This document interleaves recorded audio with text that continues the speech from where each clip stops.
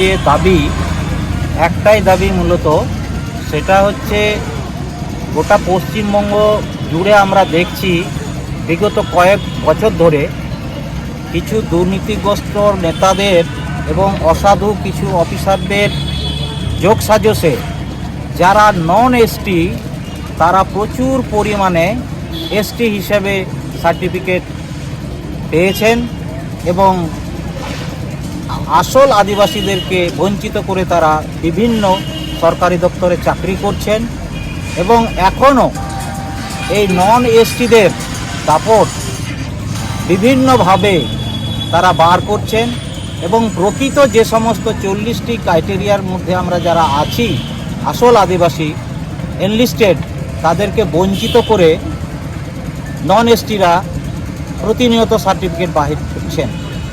এটা আমাদের মাননীয় মুখ্যমন্ত্রী আলিপুরদুয়ারে স্বীকার করেছেন। সরকারিভাবে প্রায় 33,000 নন এসটি ক্যাটাগরির লোক যারা এসটি হিসাবে সার্টিফিকেট বার করেছেন এবং তাদেরকে যাতে অবিলম্বে তাদের এসটি সার্টিফিকেট বাতিল করা হয় এবং যারা ভুয়ো এসটি সার্টিফিকেট দাখিল করে সরকারিতে যোগদান করেছেন তাদেরকে বরখাস্ত করে আইন অনুসারে শাস্তির দাবিসমূহ নিয়ে আজকে আমরা ডিএম সাহেবের মাধ্যমে মাননীয় মুখ্যমন্ত্রীর কাছে এই গণডেপুটেশন এবং বিক্ষোভ সমাবেশ অংশগ্রহণ করেছি। আমাদের দাবি প্রথম এবং প্রধান যে নন এসটিরা কেন কিভাবে আসল এসটিদের বঞ্চিত করে তাদের ভাগ বসিয়ে তাদেরকে বঞ্চনা করছেন এবং বর্তমানে দেখা যাচ্ছে কুর্মী মাহাতো সম্প্রদায় নিজেদেরকেও তারা ওবিসি সম্প্রদায়ভুক্ত হওয়া সত্ত্বেও নিজেদেরকে এসটি হিসাবে পরিগণিত করার জন্য অনৈতিকভাবে সরকারের কাছে দাবি পেশ করে এসটি হতে চাইছেন। আমাদেরও এটাই বক্তব্য যে যারা নিজেদেরকে ক্ষত্রিয় উচ্চবর্ণ বলে একসময় আদিবাসী সম্প্রদায়কে ঘৃণা করছেন তারা কেন আবার হঠাৎ এসটি তালিকাভুক্ত হতে চাইছেন। আমরা এর বিরুদ্ধেও প্রতিবাদ প্রশাসনের কাছে জানাচ্ছি এবং যাতে তাদের এনলিস্টেড না করা হয় সেটার জন্য আমরাও প্রতিবাদ জানাচ্ছি। আবার এটাও দেখেছি, একটা উদাহরণ দিচ্ছি, যে আমাদের এক মাহাতো সম্প্রদায়ের এসটি নন এসটি বলে আমাদের এসডিও লালবাগ তাকে বাতিল করেছেন। আমাদের মাননীয় ডিএম সাহেব আবার সেটা তার নিজের ক্ষমতা বলে তাকে আবার এসটি হিসেবে পরিগণিত করেছেন।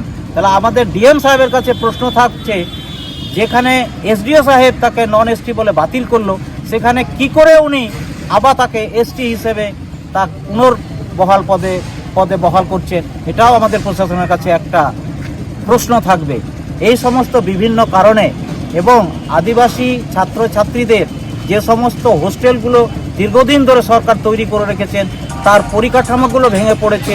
গোটা জেলাতে এসসি এসটি ছাত্রছাত্রীদের যে পড়াশোনার সুযোগ সুবিধা সেখান থেকে তারা বঞ্চিত হচ্ছেন।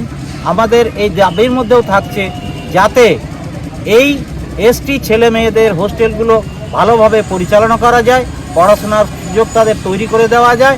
তার জন্য আমাদের দাবি থাকছে সাঁওতালি মিডিয়াম যে সমস্ত স্কুল কলেজগুলো আছে সেগুলো বইপত্র থেকে শুরু করে সমস্ত কিছু পরিকাঠামোয় আমরা ঠিকঠাক দেখতে পাচ্ছি না।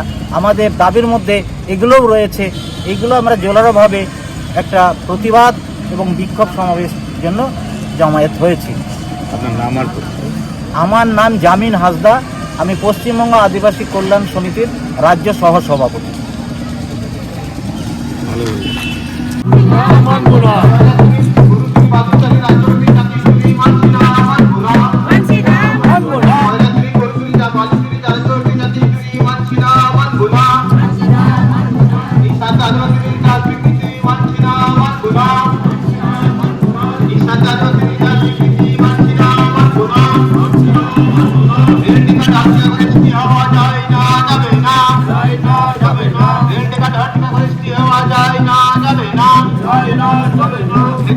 পশ্চিমবঙ্গ আদিবাসী কল্যাণ সমিতি লড়ছে লড়বে, এসটি বিরুদ্ধে পশ্চিমবঙ্গ আদিবাসী কল্যাণ সমিতি লড়ছে লড়বে,